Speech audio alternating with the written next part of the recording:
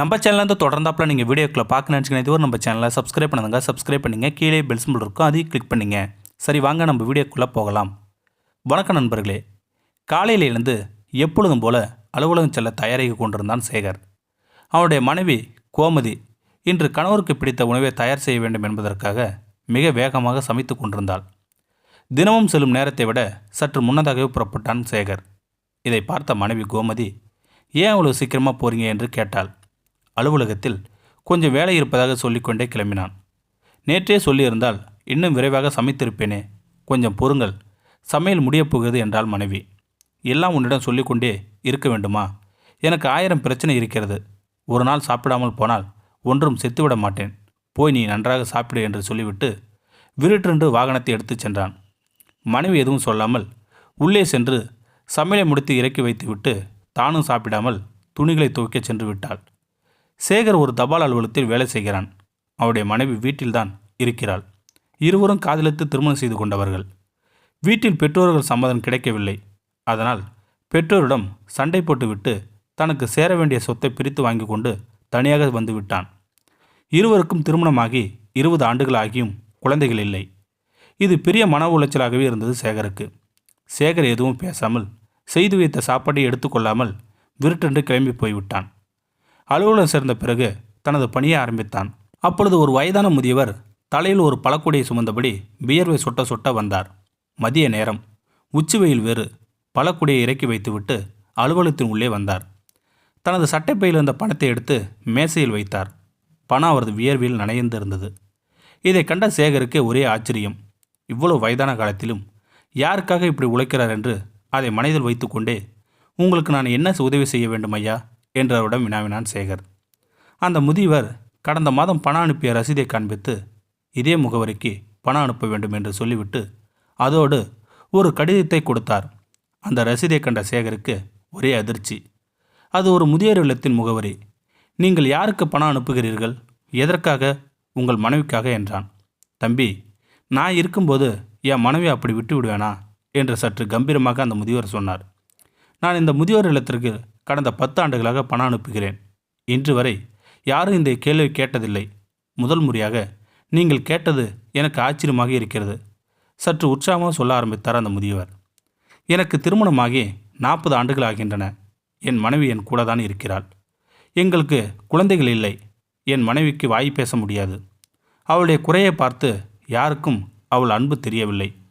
அவளுக்கு எல்லோரும் தன்னிடம் பேச வேண்டும் என்கிற ஆசை இருக்கு. ஆனால் யாரும் பேசதான் மாட்டார்கள். அவளின் தந்தையை மரணத்திற்கு பிறகு உறவுகளை எல்லாம் அவரவர் வேலையை பார்க்க சென்று விட்டனர். திருமண வயது வந்தது.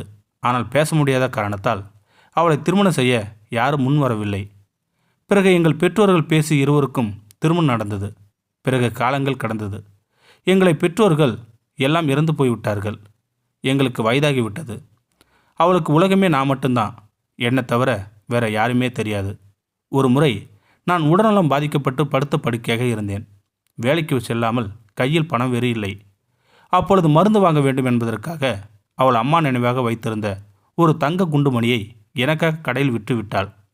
பிறகு அந்த பணத்தை கொண்டு வந்து மருத்துவரிடம் சென்று என் கணவனை எப்படியாவது காப்பாற்றுங்கள் என்று வாய் பேச முடியாத நிலையிலும் செய்கையை காண்பித்து மருத்துவரிடம் கெஞ்சி புழுவாக துடித்து போய்விட்டாள் என்று சொன்னவர் கண்கள் இரண்டும் சிவந்து போய்விட்டது. பிறகு நான் குணமாகி என் வேலையை செய்ய ஆரம்பித்தேன். தன்னை திடப்படுத்தி கொண்டு மீண்டும் தொடர்ந்தார் அந்த முதியவர். அப்பொழுதுதான் எனக்கு ஒரு சிந்தனை வந்தது. ஒருவேளை எனக்கு முன்பு அவள் இறந்து விட்டால் பரவாயில்லை. கடைசி வரை அவளை பார்த்து கொண்டே மனநிறைவு இருக்கும். ஆனால் அவளுக்கு முன்பே எனக்கு இறப்பு வந்தால் என் மனைவின் நிலை என்னவாகும் என்று.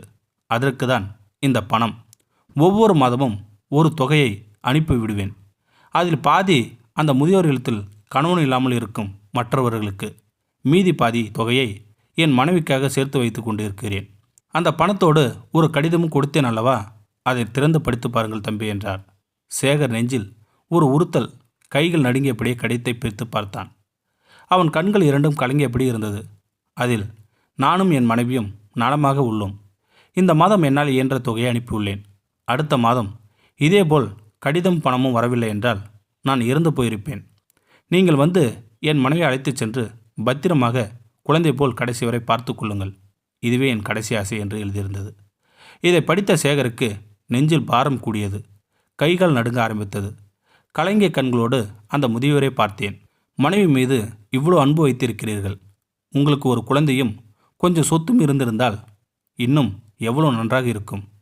நீங்கள் உங்கள் மனைவிக்காக இவ்வளோ கஷ்டப்பட தேவையில்லையே என்று குரலில் ஒரு நடுக்கத்தோடு சொன்னான் சேகர். இதை கேட்ட முதியவர் சற்று சத்தமாய் சிரித்தார்.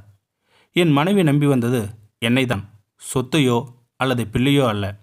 அவளுக்காக சுமக்கின்ற அந்த சுமையே ஒரு சுகந்தான் தம்பி என்று சொல்லிக்கொண்டே உச்சி வெயிலில் உற்சாகமாக பழக்கூடிய தலையில் வைத்தபடி ஒரு கையில் பிடித்து கொண்டு நடக்க ஆரம்பித்தார் அந்த முதியவர். சேகரின் கண்கள் கலங்கி நின்ற நீர் பெருதுளியாய் தரையில் விழுந்தது. தரையில் விழுந்தது கண்ணீர் துளி மட்டுமல்ல, அவனின் சுபாவம் கூட. வறுமையில் கணவனை நேசிக்கும் பெண்ணும் முதுமையில் மனைவியை நேசிக்கும் ஆணும்தான் உலகின் ஆகச்சிறந்த காதல் ஜோடிகள். எத்தனையோ ராதைகள் தன் கிருஷ்ணர்களின் கணவர்களின் அன்பிற்காக இன்னும் ஏங்கிக் கொண்டுதான் உள்ளார்கள். கொண்டு செல்ல ஒன்றுமில்லை இவ்வுலகில். கொடுத்து சொல்வோம் உண்மையான அன்பை நாமே உலகம் என வாழ்பவர்களிடம். இந்த வீடியோ உங்களுக்கு பிடிச்சிருந்தா கமெண்ட் பாக்ஸில் கமெண்ட் பண்ணுங்கள். கூட உங்கள் ஃப்ரெண்ட்ஸுக்கு ஷேர் பண்ணுங்கள். இதுவரை நம்ம சேனலை சப்ஸ்கிரைப் பண்ணுங்க. சப்ஸ்கிரைப் பண்ணுங்கள். கீழே பெல் சிம்பல் இருக்கும், அதையும் கிளிக் பண்ணுங்கள். தேங்க்யூ ஃபார் வாட்சிங்.